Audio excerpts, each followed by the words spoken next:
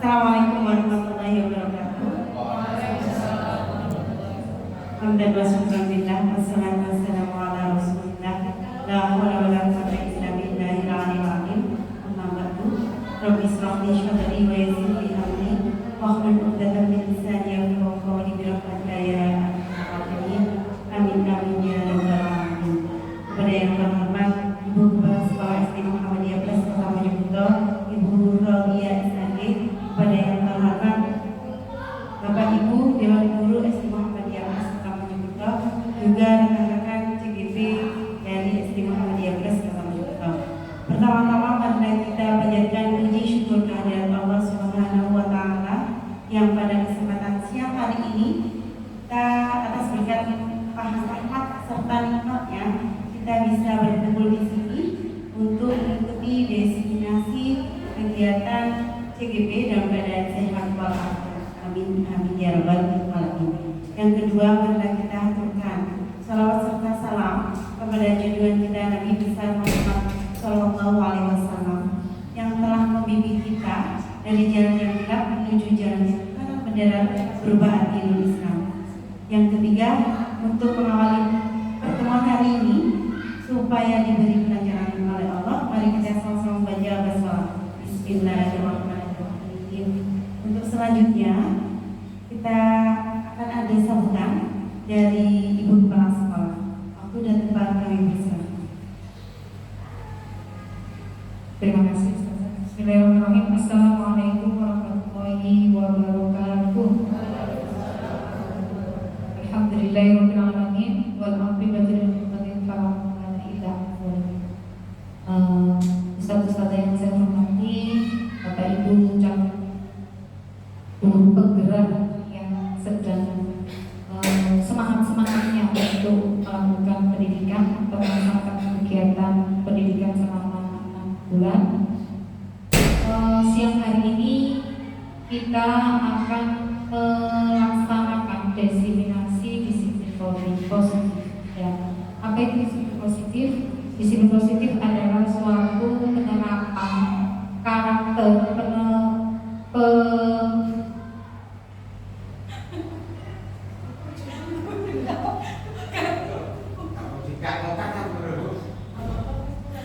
Assalamualaikum warahmatullahi wabarakatuh.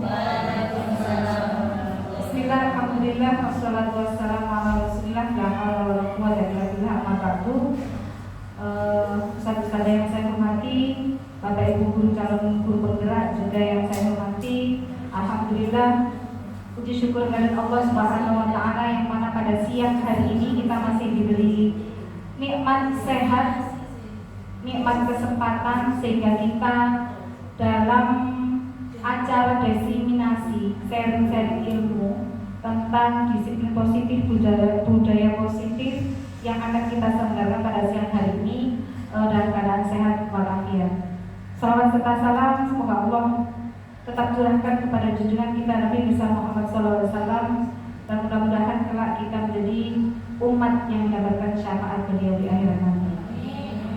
Bapak Ibu guru yang saya hormati, siang hari ini Bapak Ibu guru calon guru penggerak ini akan mendiseminasikan tentang budaya positif.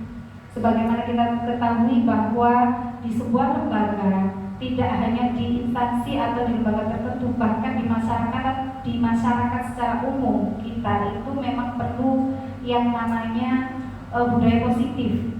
Pasti di lingkungan kita atau baik di sekolah maupun di rumah selalu ada saja yang melenceng dari budaya-budaya positif. Oleh karena itu, bagaimana dan apa sih peran disiplin positif dalam rangka untuk membudayakan kebiasaan-kebiasaan positif, menerapkan peraturan-peraturan secara positif baik di sekolah maupun di lingkungan sekitar. Baik Bapak Ibu, saya rasa tidak berlama-lama saya di sini. Tentunya akan lebih banyak waktu yang akan kita butuhkan untuk mendengarkan diseminasi dari Bapak Ibu guru penggerak. Saya akhiri, nanti lanjut langsung ke materi. Billahi fisabilillah haq. Wassalamualaikum warahmatullahi wabarakatuh.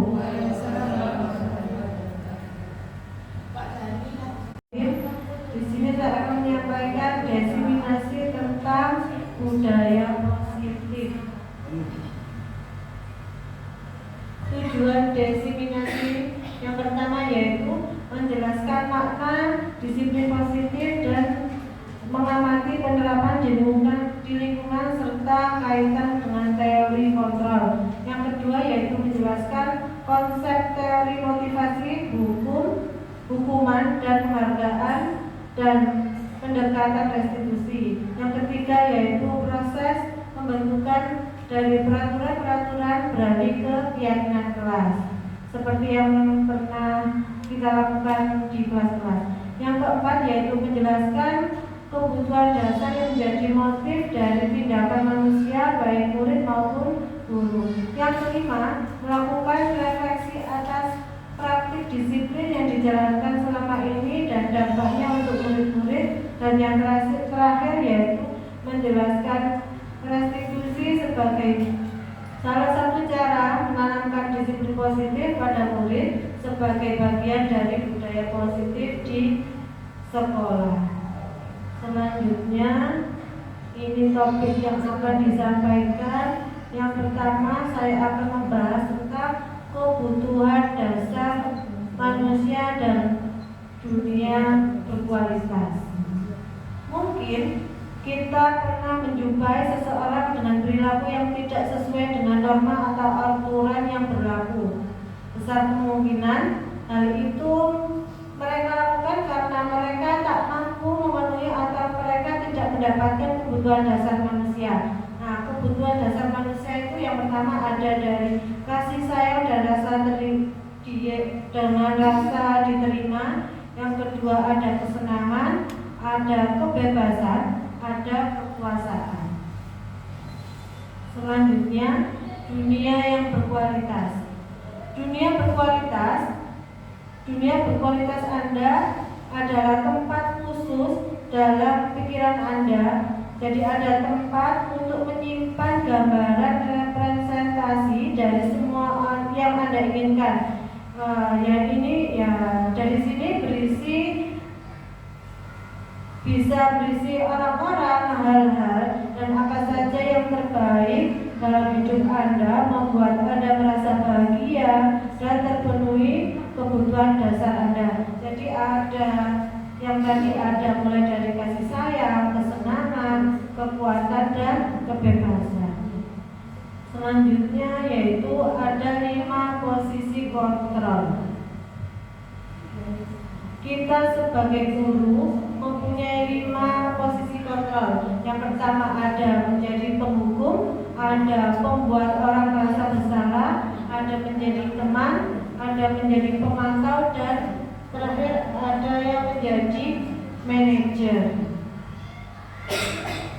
Sebagai penghukum, misalnya menghaji, menunjuk-nunjuk, menyakiti, menyindir, itu sebagai penghukum. Yang sebagai guru yang membuat orang merasa bersalah yaitu mencermakan dan menyatakan seharusnya ibu kecewa, seperti itu. Kalau sebagai teman yaitu membuatkan alasan-alasan untuk muridnya, itu sebagai teman. Kalau sebagai pemantau yang itu menghitung dan mengukur, jadi kita memantau kegiatan siswa. Kalau sebagai manajer yaitu mengajukan pertanyaan-pertanyaan yang bisa mengkondisikan siswa. Sekilas saja gitu. Selanjutnya, di sini ada siapa yang menyatakan. Kira-kira kalau ada pertanyaan, saya kecewa sekali dengan kamu. Siapa yang menyatakan? Guru. Ya, maksudnya itu posisinya. Ya, jenengan cek yang jenengan foto tadi. Saya kecewa sekali dengan kamu. Siapa yang menyatakan?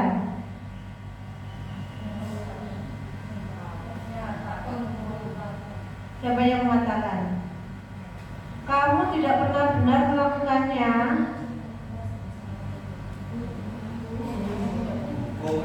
Saya kecewa tadi membuat sesuatu. Kira-kira siapa yang mengatakan tadi?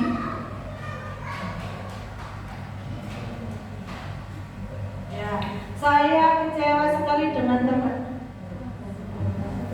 yaitu membuat orang merasa bersalah. Kalau kamu tidak pernah benar melakukan, jadi kita posisinya yaitu sebagai penghukum. Ayolah lakukan demi Bapak Ibu. Jadi kita sebagai teman. Apakah kamu mau mendapatkan stiker bintang hari ini?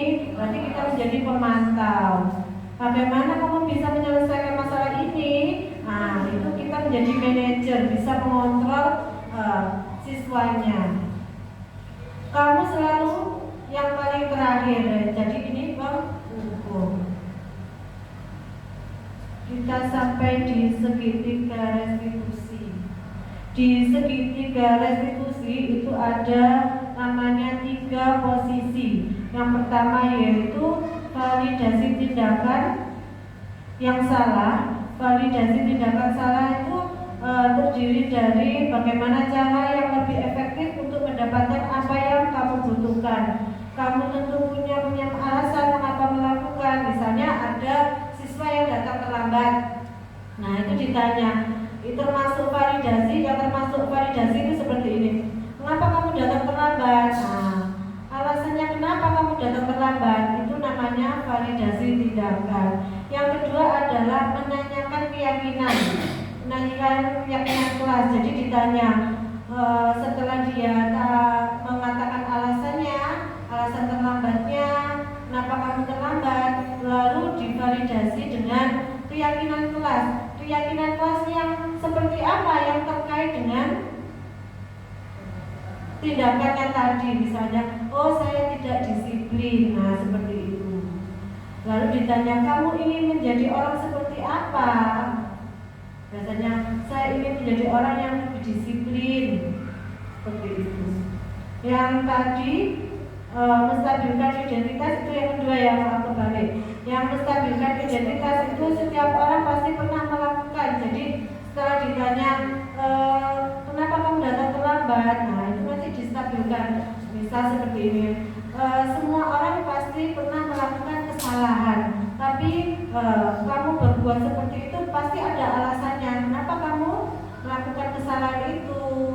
Kalau ditanya lagi, kapan kamu mulai bisa berubah biar tidak terulang lagi, seperti itu ya. Kalau ditanyakan yang terakhir itu menanyakan keyakinan terkait dengan tadi kesepakatan kelas itu tadi, keyakinan kelas terkait dengan kedisiplinan. Baru nanti menyepakati apa yang ingin dilakukan, ingin menjadi pribadi seperti apa dengan kesalahannya tadi. Jadi dia harus lebih disiplin, seperti itu. Selanjutnya ini yang menstabilkan identitas. Ya, tadi sudah saya sampaikan. Lanjut ke disiplin positif dan nilai-nilai kebajikan universal. Nah, di sini jika kita menjadi 2 buku ya Bu, ada 2 posisi A dan B. Lalu ada sobeklah secari kertas kecil, tulislah benda atau sesuatu yang sangat berharga untuk Anda. Lalu yang satu memegang, yang satu apa? Mencoba dengan sekuat tenaga dengan berbagai cara untuk meminta atau mengambil. Nah, itu tadi. Bagaimana membuka kepalanya tadi? Apa yang terjadi? Kira-kira. Ayo. Jika satu menggenggam sesuatu yang berharga, satunya ingin membuka, apa yang terjadi?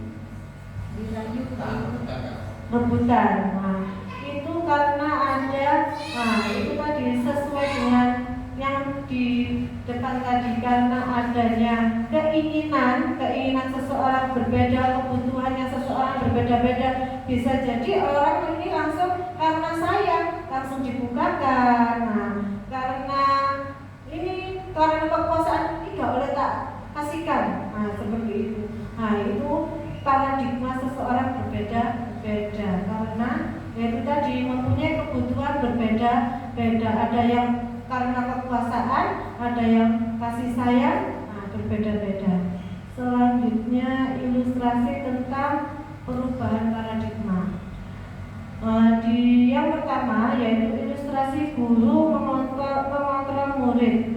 Pada dasarnya kita tidak dapat memaksa murid untuk berbuat sesuatu jikalau murid tersebut memilih untuk tidak melakukannya. Ini untuk yang siswa normal ya, walaupun tepatnya guru sedang mengontrol perilaku murid. Hal demikian terjadi karena murid sedang mengizinkan dirinya dikontrol. Saat itu bentuk kontrol guru menjadi kebutuhan dasar yang dipilih murid tersebut. Nah, teori kontrol yang menyatakan bahwa semua perilaku memiliki tujuan, bahkan terhadap perilaku yang lain tidak disukai.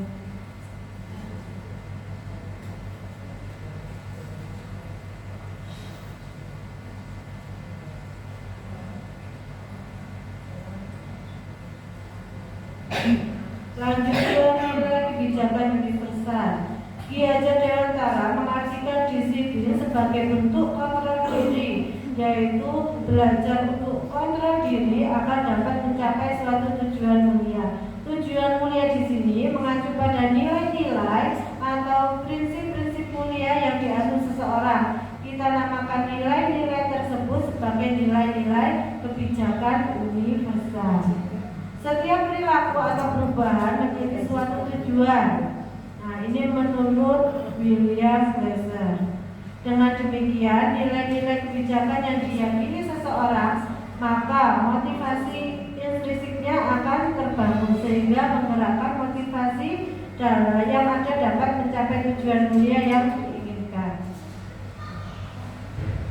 Nah, tujuan yang diinginkan kita yaitu pasti untuk membentuk profil pelajar Pancasila. Yang pertama yaitu beriman dan bertakwa kepada Tuhan Yang Maha Esa, mandiri, bernalar kritis, kreatif, gotong royong, serta berkebinekaan global. Lanjut teman-teman. Teori motivasi perilaku manusia untuk menghindari atau ketidaknyamanan hukuman. Nah, ini apa yang akan terjadi apabila saya tidak melakukannya. Itu namanya motivasi eksternal. Untuk mendapatkan imbalan, ada yang untuk mendapatkan imbalan yang dilakukan untuk mendapatkan imbalan. Itu namanya diri sendiri. Yaitu termasuk motivasi internal. Tujuan dari disiplin positif. Nah, ini sedikit interaksi nih. Nanti ada yang jawab. Ya. Tindakan guru mencatat 100 kali di dalam buku. Kalimat saya tidak akan terlambat lagi atau menulis surat. Ini termasuk hukuman atau konsekuensi. Hukuman kita lihat. Ya, betul. Lari mengelilingi lapangan basket 2 kali karena terlambat hadir di sekolah. Hukuman. Murid diminta untuk push up. Hukuman. Menggantikan kertas tugas teman yang disobek. Membersihkan tumpahan air di meja tulis. Konsekuensi. Murid disuruh untuk mengenakan sepatu sehari di sekolah kalau tidak mengenakan sepatu hitam. Hukuman. Lari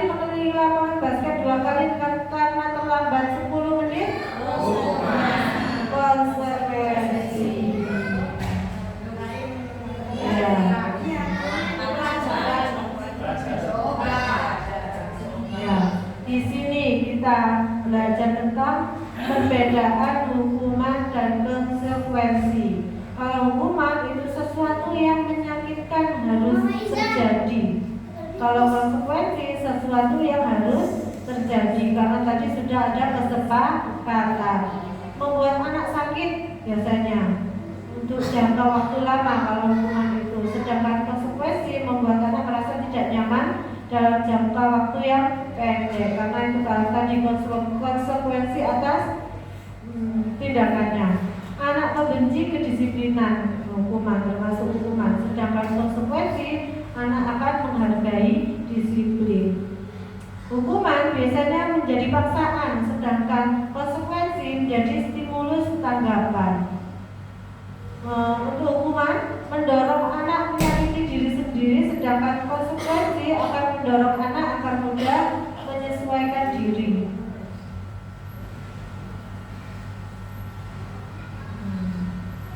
Kita lanjut ke restitusi.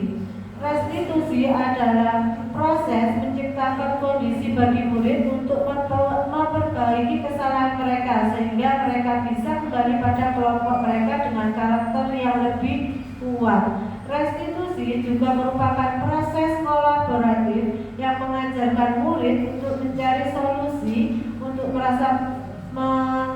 masalah mereka dan membantu murid berpikir tentang orang seperti apa yang mereka inginkan. Jadi restitusi itu tergambarkan dari tiga restitusi tadi.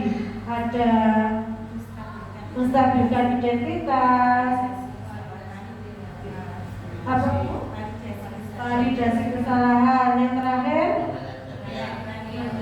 menanyakan keyakinan. Masih ingat? 9 ciri-ciri restitusi. Yang pertama, bukan untuk menebus kesalahan, namun untuk belajar dari kesalahan. Yang kedua, untuk memperbaiki hubungan. Jadi ada hubungan yang salah dengan distabilkan oleh guru tadi. Ada tawaran, bukan paksaan. Jadi kan tadi ada ditanya, kamu ingin mulai berubah seperti apa? Seperti itu.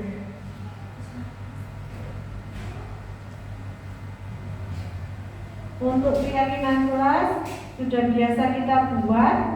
Nanti kita simak video keyakinan kelas dengan video segitiga restitusi.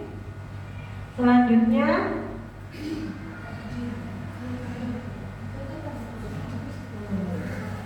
saya akhiri. Wassalamualaikum warahmatullahi wabarakatuh.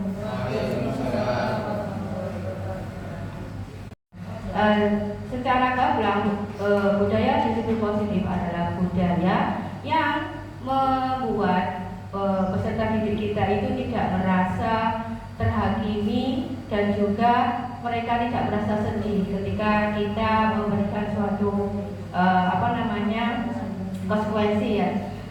Jadi tujuan dari budaya positif adalah memberikan atau membentuk karakter peserta didik, melakukan konsekuensi atau keyakinan kelasnya itu atas dasar pada intristik, motivasi intristik. Artinya intristiknya ada di sini, yang ada di hati, bukan berada di luar. Bukan karena mereka takut hukuman atau mereka ingin mendapat penghargaan, tidak seperti itu.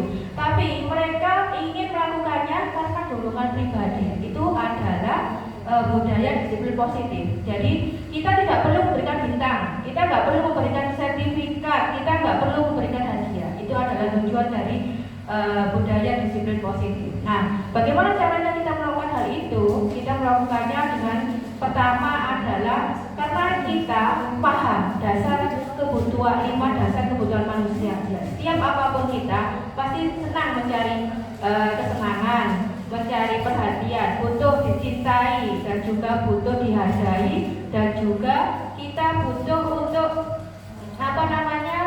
mencari perhatian seperti yang saya ucapkan tadi. Nah, dari 5 kebutuhan dasar itu jika tidak terpenuhi, tentu kita akan melakukan sesuatu yang akan membuat kita mencari kepuasan seperti itu. Dan untuk itu kita memberikan pembelajaran kepada peserta didik untuk mendapatkan hal itu, ya. Nah, setelah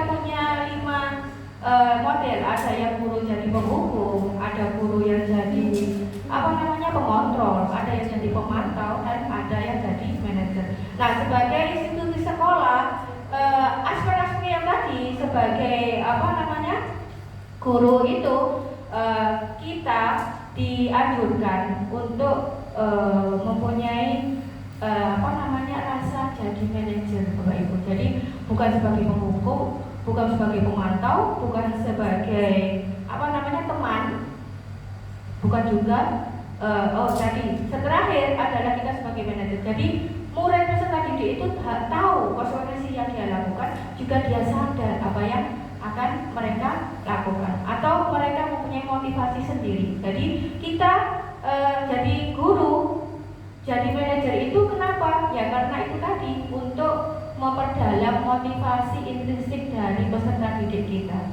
Seperti itu Bapak Ibu.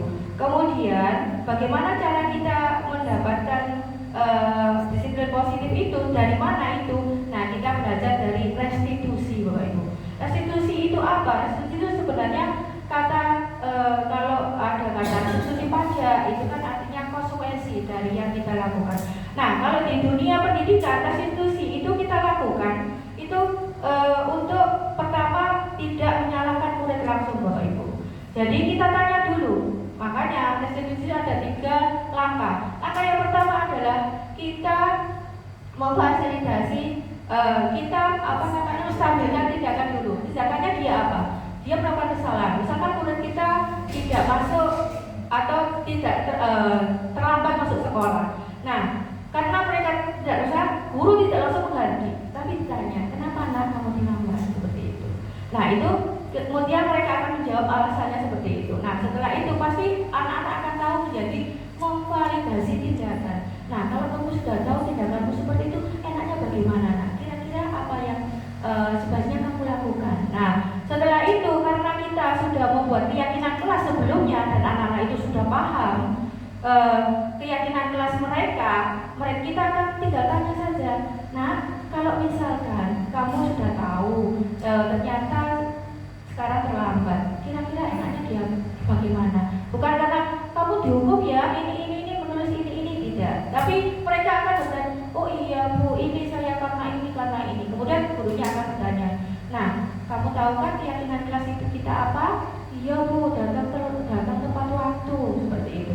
Nah, bagaimana kamu yakin untuk melakukan itu? Nah, kalau misalkan si peserta didiknya bilang, iya Bu, saya yakin saya akan melakukan seperti itu. Nah, berarti dari motivasi yang sudah ada dan dia sadar untuk melakukan hal itu, berarti guru dengan yang menjadi manajer tadi itu akan merasa enak dan enjoy. Anak juga enjoy, tidak merasa bersalah karena dia menganggap, oh iya, saya itu ternyata salah dan ketika saya harus memperbaikinya. Itu namanya konsekuensi yang harus dia lakukan. Nah, apa yang akan kamu lakukan? Ya Bu, besok saya akan masuk tepat waktu. Atau ya Bu, saya besok akan datang di awal waktu, seperti itu. Nah, dari situ guru sudah sukses untuk melakukan restitusi Bapak Ibu. Jadi kita nggak perlu menghukum, kita nggak perlu, oh nak kamu terdatang tepat waktu tak kasih bintang apa, seperti itu. Tidak perlu seperti itu. Dan juga kita tidak perlu memberikan sertifikat seperti itu. Nah, itu adalah tujuan kita untuk menerapkan budaya disiplin positif, seperti itu Bapak Ibu. Ada yang perlu ditanyakan? Tidak ada? Tidak ada, langsung saja. Kemudian lanjut mawon ya. Nah, kita tadi sudah saya jelaskan tentang posisi kontrol guru. Nah, tadi sudah ada, kita tidak usah langsung. Oke ya, ini langsung segitiga restitusi sudah paham. Pasti kita melakukan 3 tindakan itu. Pertama ya validasi, menstabilkan identitas dulu Bapak Ibu. Kemudian validasi tindakan yang salah itu apa. Kemudian menanyakan keyakinan. Nah, terakhir menanyakan keyakinan adalah ketika mereka sudah sadar kalau mereka akan melakukan hal yang sesuai dengan keyakinan kelas yang sudah disepakati bersama, seperti itu. Nah, untuk membuat keyakinan kelas itu kita harus mempunyai berdasarkan kepada nilai-nilai kebijakan secara universal. Artinya universal adalah nilai-nilai itu berlaku di semua tempat, tidak hanya di Indonesia, mungkin di luar negeri. Contohnya misalkan keyakinan kelas jenengan itu melakukan tanggung jawab, kemudian memberikan rasa aman, keselamatan, kemudian kebersihan, kerapian, seperti itu. Jadi membuat keyakinan kelas itu harus ada nilai-nilai kebajikan yang tertera kepada universal. Jadi membuat keyakinan kelas tidak ada kata-kata negatif, Bapak Ibu.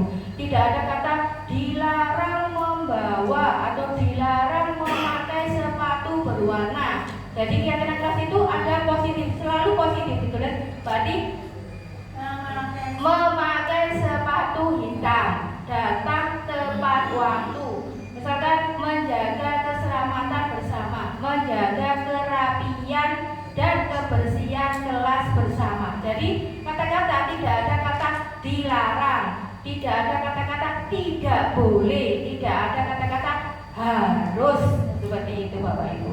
Jadi keyakinan kelas adalah kata-kata positif semuanya. Dan kalau bisa biar anak-anak itu mudah menghafal, jangan terlalu banyak. Poin-poinnya cukup, kalau di kelas saya itu 5 saja Bapak Ibu. Jadi kalau misalkan tanggung jawab pasti ada kebersihan, kemudian ada datang tepat waktu. Kalau misalkan ada tepat waktu, harus ditulis datang tepat waktu, kemudian berdoa, kemudian menjaga kebersihan kelas, kemudian menjaga kebersihan kelas, kerapian dijadikan satu. Kemudian mandiri. Berarti mandiri menunjukkan mereka melakukan tanggung jawab, melakukan tugas-tugasnya secara tepat waktu, mandiri, seperti itu. Sholat juga mandiri, seperti itu. Jadi semuanya itu dari 5 poin atau 6 poin yang sudah jenengan buat, itu dibuatkan nilai-nilai kebajikan itu. Dikasih tahu sama anak-anak, ini loh nak, seperti ini, seperti ini, seperti ini. Nah, sudah sepakat, apakah kalian ada tambahan seperti itu? Jadi kita membuat keyakinan kelas itu bukan kita yang membuat Bapak Ibu, tapi anak-anak dulu didiskusikan dulu sama anak-anak. Kita keluarkan ke anak-anak, apakah kalian setuju nak seperti ini, seperti ini, seperti ini, seperti ini. Kemudian kalau satu kelas sudah setuju, coba berarti kita sosialisasikan setelah itu. Sosialisasikan dengan cara apa? Satu, bisa boleh membuat banner atau membuat poster, terserah. Kalau misalkan anak kelas 1 mungkin gurunya yang membuat, setelah kita memberitahu anak-anak isinya seperti ini, nah, seperti ini, seperti ini. Nah, kalau lebih bagus lagi anak-anak disuruh tanda tangan Bapak Ibu. Karena biar mereka yakin, oh ternyata aku memang harus seperti itu. Tapi kita menunjukkannya bukan karena harus, tapi karena motivasi pada diri mereka sendiri. Itu saja dari saya Bapak Ibu. Jadi kita belajar hari ini adalah tujuan dari disiplin positif, nilai positif, restitusi. Semuanya sudah saya jelaskan. Terima kasih. Assalamualaikum warahmatullahi wabarakatuh. Assalamualaikum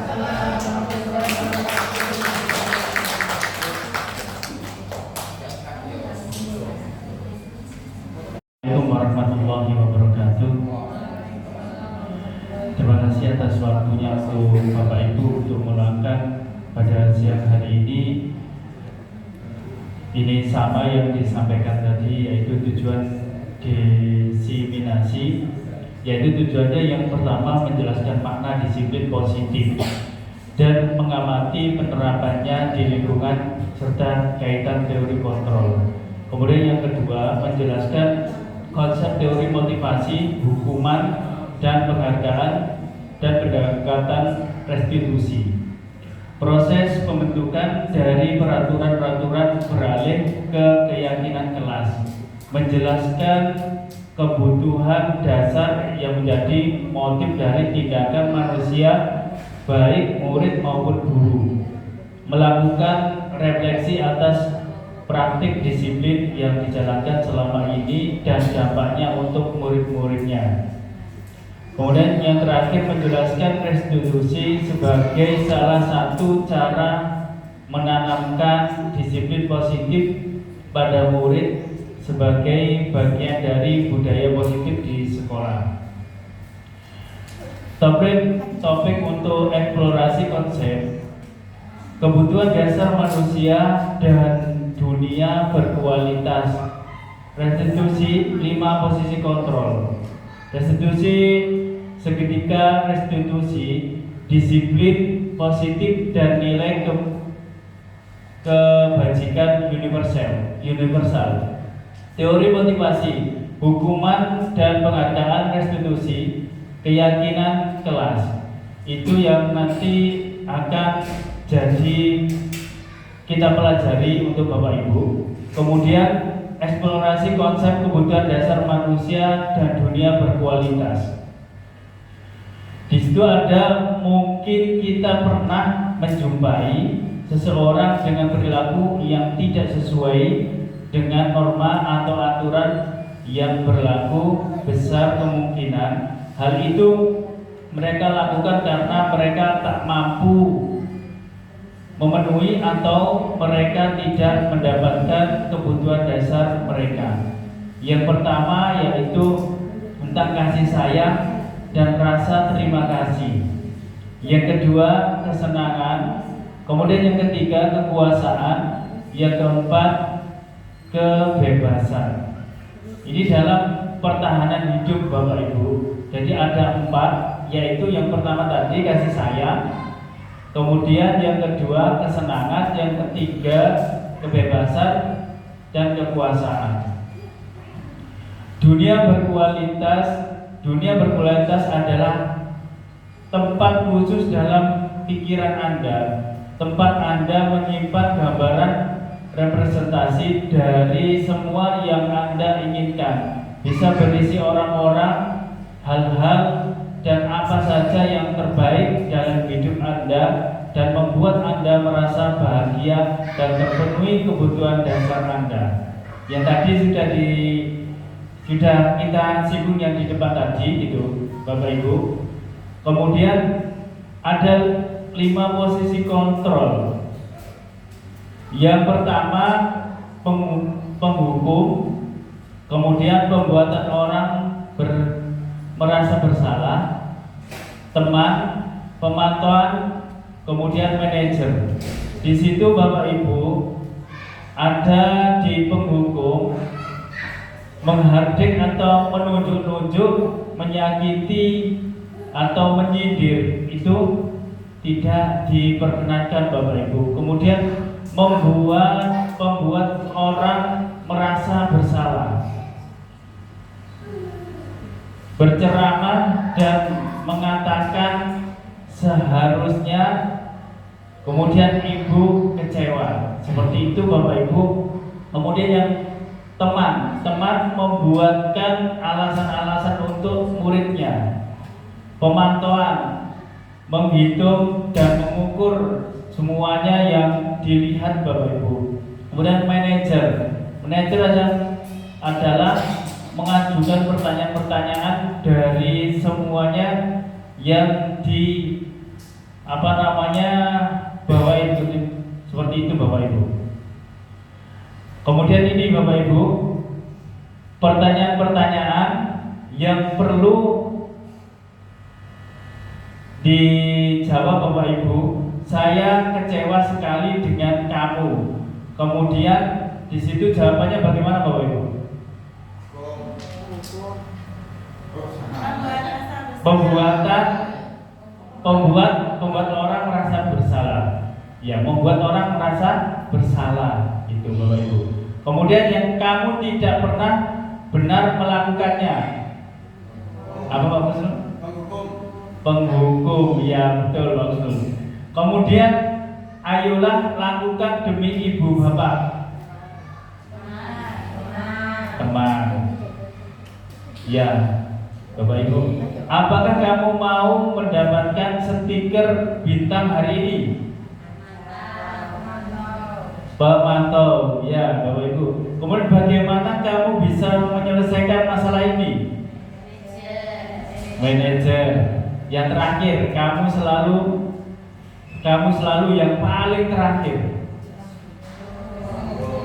Penghukum. Ya Bapak Ibu, terima kasih atas jawabannya semuanya. Kemudian segitiga restitusi. Segitiga restitusi ini, Bapak Ibu, validasi tindakan yang salah. Kemudian yang kedua, menstabilkan identitas. Yang keempat, yang ketiga, menanyakan keyakinan. Kemudian Bapak Ibu, untuk keyakinan kelas apa yang telah kita sepakati, itu ya Bapak Ibu ya. Jadi kita menyepakati keyakinan kelas apa ke anak-anak, kemudian anak-anak bisa bersepakat bareng. Kemudian menstabilkan identitas, membuat anak-anak yang merasa gagal karena berbuat salah menjadi positif terhadap dirinya. Berbuat salah itu tidak apa-apa. Tidak ada manusia yang sempurna. Saya juga pernah melakukan kesalahan seperti itu. Kita bisa menyelesaikan ini. Itu yang disampaikan untuk Bapak Ibu. Tidak harus langsung menghakimi, menghukum anak-anak, tapi kita ajak untuk berbicara dengan santun kepada anak-anak. Bapak Ibu tidak tertarik mencari siapa yang salah, tapi Bapak Ibu ingin mencari solusi dari permasalahan ini. Kamu berhak merasa begitu. Apakah kamu sedang menjadi teman yang baik buat diri sendiri? Kemudian validasi tindakan yang salah. Validasi tindakan yang salah. Padahal kamu bisa melakukan yang lebih buruk dari ini, ya.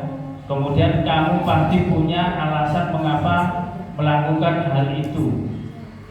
Kemudian kamu patut bangga pada dirimu sendiri karena kamu telah melindungi sesuatu yang penting buatmu. Kamu boleh mempertahankan sikap itu, tapi kamu harus menambahkan sikap yang baru. Ini untuk berbicara ke anak-anak. Kemudian menanyakan keyakinan. Anak melihat kesalahannya dihubungkan dengan norma sosial dan nilai-nilai yang mendasari manusia berinteraksi dengan orang lain. Apa yang kita percaya sebagai kelas atau keluarga? Apa nilai-nilai umum yang kita telah sepakati? Apa bayangan kita tentang kelas yang ideal? Kamu mau jadi orang yang seperti apa? Itu Bapak Ibu. Kemudian disiplin positif, nilai-nilai kebajikan universal.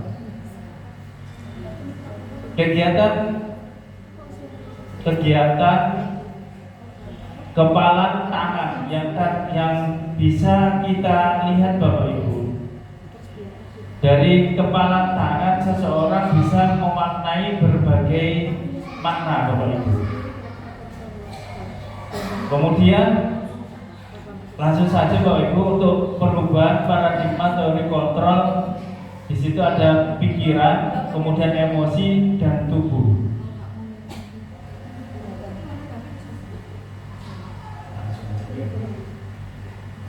Perubahan paradigma simulasi respon teori kontrol. Siapa sesungguhnya yang memikirkan kontrol?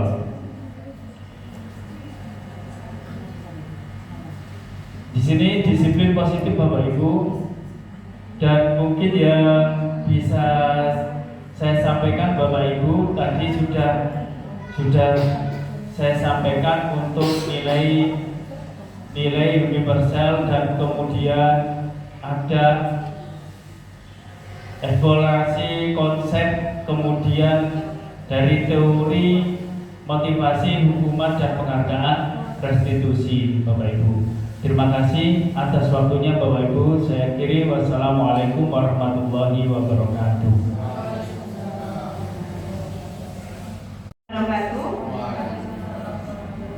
Bapak Ibu sekalian yang saya hormati, mohon izin saya akan menyampaikan desiminasi terkait dari modul ajar 1.4 yang sudah saya dapatkan dari pendidikan TPP bulan ini. Bapak Ibu sekalian, poin pertama adalah tujuan pertama adalah kita menerapkan tentang budaya positif. Bahwasanya budaya positif ini sangat-sangat perlu kita terapkan di lingkungan sekolah kita. Kenapa? Tujuannya adalah membentuk karakter siswa untuk mengembangkan perbuatan perilaku yang positif. Tentunya seperti jujur, disiplin, tanggung jawab, terus juga pokoknya hal-hal yang tentang kebajikan universal. Lanjut Pak. Pada topik hari ini tentunya panjenengan ketahui kebutuhan dasar manusia itu ada 5. Yang pertama itu tentang bertahan hidup. Yang kedua tentang saling menyayangi atau saling mengasihi. Yang ketiga tentang power atau kekuasaan. Yang keempat tentang kepemimpinan. Yang kelima tentang bertahan hidup. Nah, Bapak Ibu sekalian, itu tidak hanya dibutuhkan oleh kita, tentunya juga anak-anak didik kita. Ketika mereka berada di lingkungan sekolah, mereka akan menerapkan hal itu. Nah, tentu jelas ketika ada kejadian pastinya akan berujung pada 5 hal tersebut. Entah itu untuk kebutuhan hidupnya, entah itu untuk kesenangannya, entah itu untuk rasa penghargaan atau diterima. Kemudian tentang kebutuhan, lanjut Pak. Oke, slide-nya mulai berjalan. Yang pertama tadi bertahan hidup, survival, terus kasih sayang, bagaimana rasa kita ketika diterima di lingkungan sekitar, terus kesenangan, mencari kesenangan di kekuasaan, power, dan kebebasan freedom. Lanjut. 5 posisi kontrol guru. Tentunya kita sebagai pendidik insya Allah sudah melaksanakan ini, namun kita tidak tahu bagaimana penerapannya. Coba saya kupas satu persatu. Bahwasanya kita sebagai pendidik punya 5 posisi utama, yakni 1, penghukum. Orang posisi guru di posisi penghukum, dia suka yang marah-marah, selalu menuduh-nuduh. Pokoknya intinya selalu memberi hukuman kepada siswanya. Walaupun itu tidak ditanya secara detail, langsung ketika dia melihat penampakan secara verbal, pasti yang dilakukan oleh guru si penghukum yang menghukum siswanya. Yang kedua, posisi pembuat rasa bersalah. Ketika mengetahui siswanya bersalah, tidak lantas diberi rujukan, tapi guru ini seringkali membuat atau memposisikan bahwasanya si siswa itu selalu bersalah. Gimana caranya siswa ini ketika melakukan bersalah seperti itu. Padahal itu tidak pantas dilakukan seorang pendidik. Yang ketiga, sebagai di posisi teman. Kalau di posisi teman, ketika siswa ini melakukan kesalahan, biasanya si guru ini memposisikan dirinya sebagai teman, mengajak dia bagaimana untuk memperbaikinya, terus juga tidak langsung memarahi, tidak langsung menghukum, itu di posisi teman. Yang keempat, pemantau lebih baik lagi. Beliau di posisi ini cenderung menghitung, mengukur bagaimana atau berapa kali dia melakukan kesalahan, namun mencoba untuk diberikan sebuah solusi.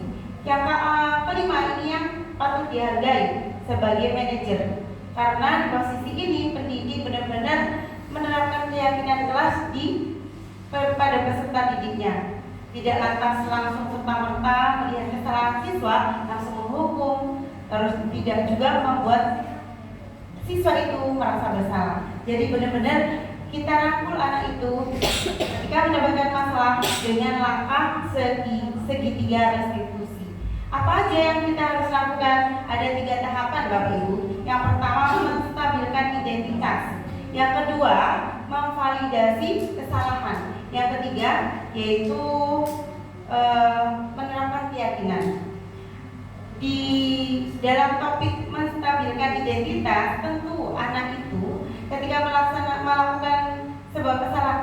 jangan langsung dituduh, jangan langsung diberi punishment, tapi rangkullah dia.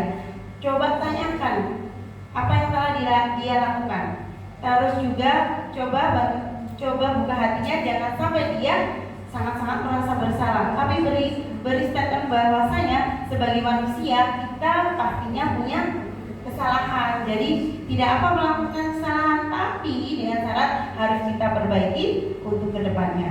Yang kedua, langkah yang harus diperbaiki, yang harus dilakukan adalah validasi kesalahan. Ketika dia melakukan kesalahan, kita tanyakan kepada si anak bahwasanya kesalahan yang dia buat, apakah perbuatan yang dia perbuat itu termasuk kesalahan ataukah benar untuk dilakukan. Ketika memang anak itu melakukan kesalahan dan mengakui, berarti sudah valid kalau perbuatan itu salah. Nah, kemudian yang kita lakukan adalah meyakinkan atau menerapkan keyakinan kelas. Bapak Ibu sekalian, perlu kita ketahui antara peraturan sekolah dengan keyakinan kelas itu sangat berbeda sekali. Mungkin selama ini yang kita lakukan adalah membuat peraturan kelas yang selalu kata-kata di dalamnya tidak boleh, dilarang, harus. Lah, kata-kata itu yang tidak bersahabat dengan anak, tidak ramah anak. Nah, yang kita terapkan mulai sekarang, monggo kita sama-sama menerapkan keyakinan kelas. Apa bedanya? Kalau keyakinan kelas itu lebih condong pada statement positif, memakai seragam sekolah sesuai jadwal, datang ke sekolah tepat waktu, makan minum pada saat jam istirahat. Nah, ketika anak-anak melakukan di luar itu, berarti dia sudah melanggar keyakinan kelas. Keyakinan kelas tentunya harus dibuat sesuai dengan kesepakatan kelas.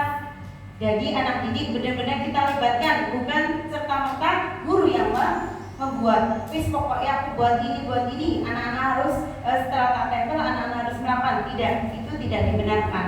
Dalam pembelajaran yang disampaikan Ki Hajar Dewantara itu tidak ramah anak. Tapi kita lebih mengajak siswa untuk sharing. Oh iya nak, kalau kita buat seperti ini, kamu mampu untuk melaksanakan, yuk kita buat sebagai keyakinan bersama. Itu dengan urutan yang dengan model yang beragam. Tentunya jangan membuat yang terlalu banyak, cukup minimal 4-5, tapi benar-benar diterapkan di kelas. Monggo Pak. Oke, pernyataan. Sudah? Oke, pernyataan ini beberapa statement yang biasanya diucapkan oleh pendidik. Bapak Ibu sekalian, masih semangat?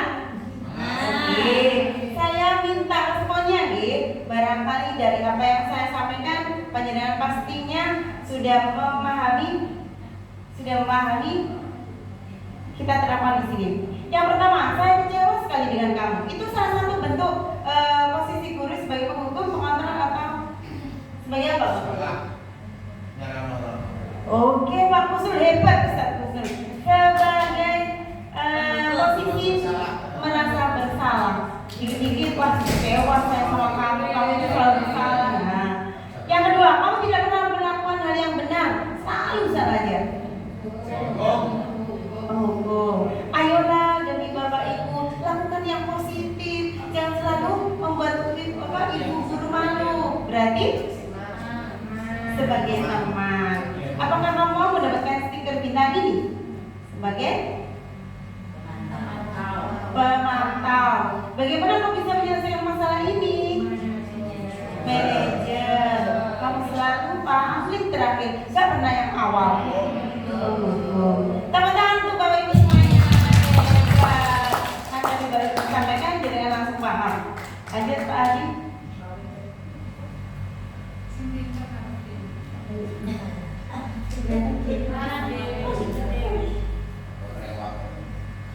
Oke, ini tadi langkah-langkah menstabilkan identitas, sampun Pak Adi.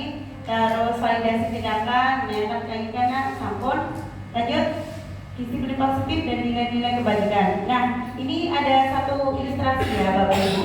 Coba saya sampaikan bahwasanya ketika kita mempunyai dua tangan, satu di tangan kanan itu menggempal atau menggenggam hal-hal yang panjenengan inginkan sesuatu yang baik-baik.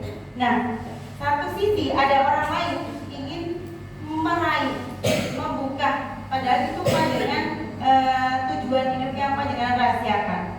Kira-kira jenengan berikan atau jenengan tutup rapat-rapat? Tutup rapat-rapat. Kenapa buka kalau harus tutup rapat-rapat? Oke, biar orang lain tidak tahu. Ada yang lain? Ya sekali. Ada 2 jawaban. Ditutup rapat-rapat karena memang ingin mencapai dulu baru dikabarkan ya Bu. Bulan. Kalau Ustadz Musul tadi dikasihkan karena memang luman ya Pak ya. Jadi wis dikasih tahu tujuan hidupnya kayak gini. Ya memang orang itu punya 2 pilihan, mau menutup ataupun membukanya. Mau apa? Perubahan paradigma teori kontrol. Ilusi guru mengontrol. Oke. Ilusi guru mengontrol murid ya. Pada dasarnya kita tidak dapat memaksa murid untuk berbuat sesuatu jikalau murid tersebut memilih untuk tidak melakukannya. Walaupun tampaknya guru sedang mengontrol perilaku murid, hal demikian terjadi karena murid sedang mengizinkan dirinya dikontrol. Saat itu bentuk kontrol guru menjadi kebutuhan dasar yang dipilih murid tersebut. Teori kontrol menyatakan bahwa semua perilaku memiliki tujuan bahkan terhadap perilaku yang tidak disukai. Intinya gini Bu, kita itu seakan-akan kontrol murid ya, tapi ketika siswa itu menentukan jalannya seperti ini tidak mau, ketika kita menyarankan A tapi dia B, berarti itu tujuan hidupnya, tidak apa-apa. Kita memang mencoba untuk apa ya, istilahnya menuntun. Tapi ketika dia punya pilihan, kita tidak boleh membatasi karena itu hak anak. Itu. Monggo Pak. Ilusi yang kedua bahwa kritik dan membuat orang merasa bersalah dapat menguatkan karakter. Menggunakan kritik dan rasa bersalah untuk mengontrol murid menuju masa pada identitas gagal, mereka belajar untuk merasa buruk tentang diri mereka. Mereka mengembangkan berdialog diri yang negatif. Kadangkala sulit bagi guru untuk mengidentifikasi bahwa mereka sedang melakukan perilaku ini, karena seringkali guru cukup menggunakan suara halus untuk menyampaikan pesan negatif. Nah, ini adalah bagaimana cara kita membangun ketika siswa itu mendapatkan punishment ataupun mendapatkan hal-hal yang buruk, itu juga perlu diterima siswa. Bahwasanya apa? Biar mereka itu merasa ada di posisi titik mereka gagal, tapi dengan kesadaran secara implisit mereka juga harus punya potensi untuk sukses. Jadi anak itu tidak harus dilulu dengan sukses, tapi juga ada masanya ketika mereka harus melewati masa-masa itu. Lanjut Pak. Ilusi bahwa orang dewasa memiliki hak, ilusi bahwa semua penguatan positif efektif dan bermanfaat. Tentu istilahnya penguatan positif sangat dibutuhkan. Tidak hanya anak kecil, orang dewasa pun butuh. Karena kalimat negatif itu akan merusak pemikiran si anak didik. Lanjut. Ilusi bahwa orang dewasa melihat untuk memaksa. Banyak orang dewasa yang percaya bahwa mereka memiliki tanggung jawab untuk membuat murid-murid berbuat hal-hal tertentu. Ilusi ini istilahnya orang dewasa menganggap bahwasanya aku ini pendidik, aku guru, berarti aku berhak untuk memaksa siswa didik. Padahal itu tidak dibenarkan.